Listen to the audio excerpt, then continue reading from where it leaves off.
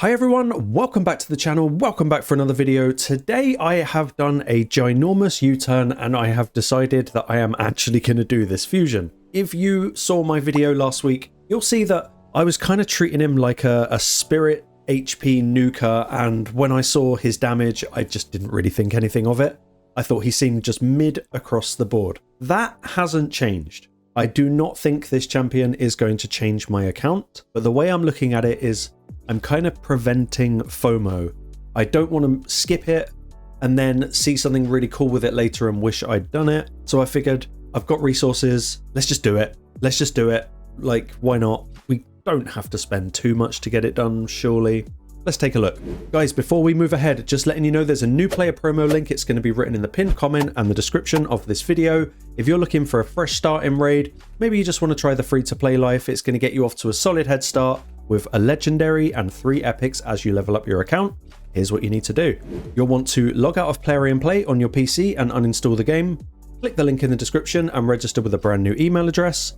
Launch Raid, complete your tutorial, go to your inbox and claim your first free champion. Like I say, it's a good one. You know what to do. So yeah, I've changed my mind. I'm doing it.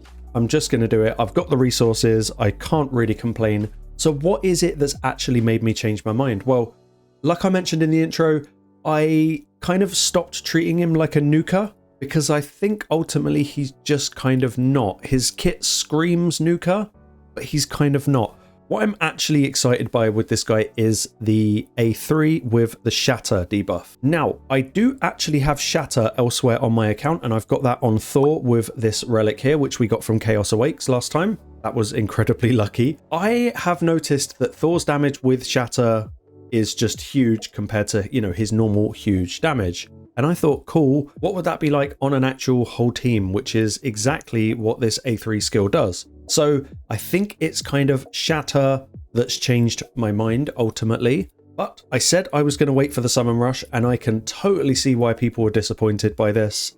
3,500 points for the rare is, it's not good.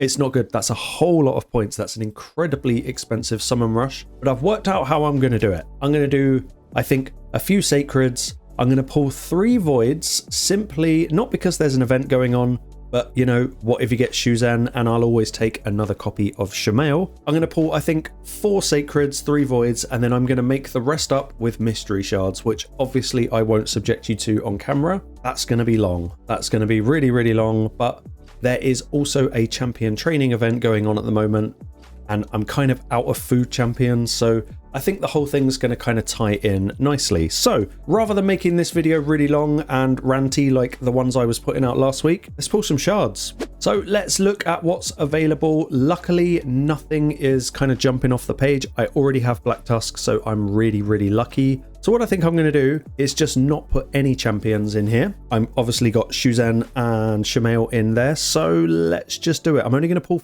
4 sacreds, maybe 5. We'll see. We'll see how it goes. Let's go.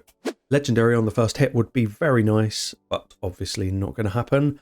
Now, Vrask, I've seen a lot of people say some not great things about Vrask, and for a lot of progression on my account, this guy was my healer. I was even using him more than Scylla the Drakes, who is obviously a very good legendary, but don't sleep on Vrask. His heal that he puts out is based on his own max HP. So if you just build him to 100% crit rate, because that's conditional, and just put as much speed and HP on him as possible, he is going to do major, major healing work on your account. Especially if you can get him faster and faster and faster. You will be surprised. Don't sleep on this guy. He's actually good. If I don't have mine empowered, he will be now. On to the next. What we got? Another epic. Allure, just absolute god tier. She's awesome. You would have seen me use her in my Dark Fae video that I did. You can't go wrong with Allure. Interestingly, another champion that is dependent on having critical hits. So that's just a fun little fact about her. She's just a turn meter reduction machine, and I believe she can put people to sleep. She can. She's awesome. Everyone should be using Allure. Third sacred. Come on. Would be nice to get a legendary. I haven't had one in a while. I feel like I haven't pulled a legendary in ages. Chani, she's okay, but you will need about 946 books in order to make her work. She's alright. She's really one of the weaker epics in Shadowkin, so we're not going to go too deep into that. Last Sacred. It's an epic, naturally. Old Hermit. He is good. He's one of the few Orc revivers that I've got on my account. So once again, Faction Wars, him and Vrask do a lot of work. So we didn't get lucky on shards, but that is totally normal for my account. Like I say, I'm going to do 3 void shards, and I need to save them, but Shuzen, man, that would be pretty game changing. Plus, I would like to beef up Shamail because he's going to be in a video soon. And if you've been watching my channel, you'll probably know which one. We got a rare, we're probably going to get another rare. Yep, it's not about Interceptor, not right now, and another rare.